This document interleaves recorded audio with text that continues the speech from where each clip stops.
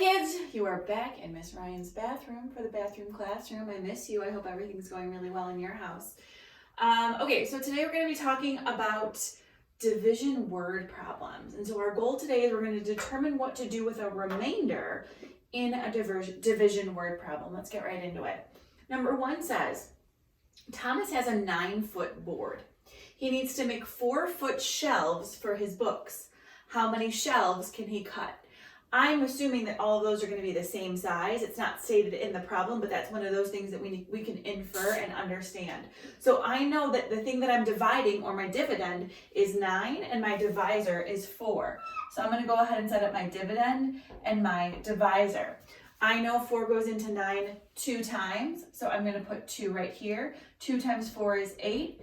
And then I have a remainder of 1. But now I need to think, okay, let's go back into the problem now that I've done my division problem and see what each of these mean. I know 9 is the length of his original board.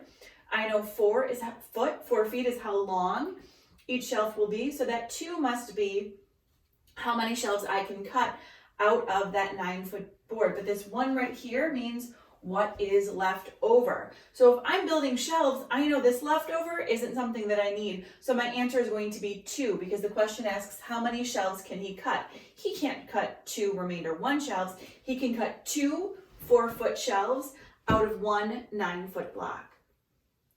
Let's look at number 2. Number 2 says 9 students are going on a field trip. Parents have offered to drive.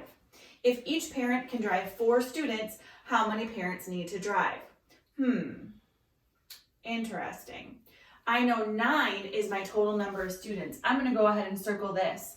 9 is in word form. We always need to look out for those numbers that are in word form that help us with our problems. So I've got 9 kids that need to be divided up into cars. Well, how many kids can fit in each car? 4. So I'm going to go ahead and I'm going to divide 9 by 4.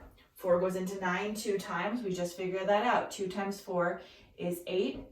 And we have our remainder 1. Well, now I need to think back about what's my problem asking. If each parent can drive 4 students, how many parents need to drive? 2, and that remainder 1. What does that 1 represent? Let's go back in here. That remainder is going to represent a kid. Are we going to have a kid left over? I don't think so. That wouldn't be very fair on a field trip, right? So we need to make sure that we somehow include that. So instead of having 2 parents drive 4 students, what we really need is 3 parents to drive all of the kids. So that remainder 1 is to make sure that that other kid doesn't get left behind. So our answer isn't going to be 2 remainder 1. We're going to have to round that up to 3 because we have a remainder. We don't want to leave anyone left behind. So our answer here is going to be 3. I have 2 more problems. Check this out.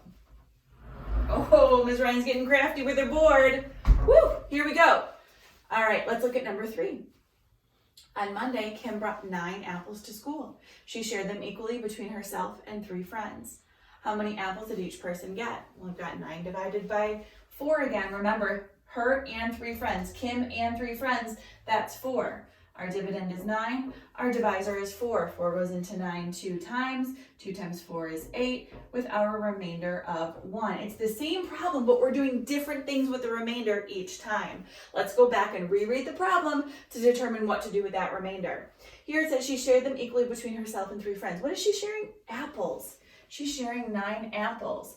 Is it possible to share all 9 apples equally between 4 people? Well, we already know that each person would get 2 apples, and then there's 1 left over.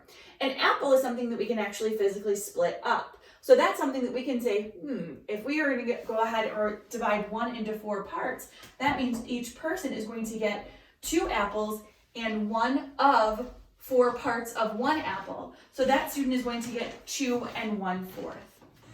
Our last problem here, 9 students have signed up to run a relay race. If each relay team can have 4 runners, how many students cannot run in the race? Here I have 9 students dividing by 4. 4 goes into 9 2 times. 2 times 4 is 8, with our remainder of 1. Look at me solving it every single time. 2 remainder 1. Now let's go back and read the question.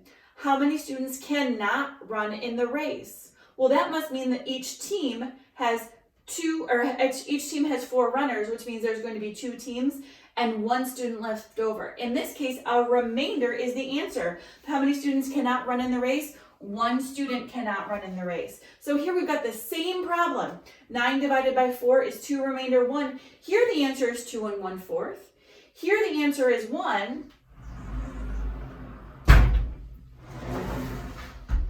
Here our answer is just 2, and here's our answer is 3. So in word problems, we need to really think about what it is they're asking and making sure that we totally understand the question. I miss you. I will see you hopefully very soon. Please email me if you've got any questions, kiddos, and go do your Splash Math. You're going to do great.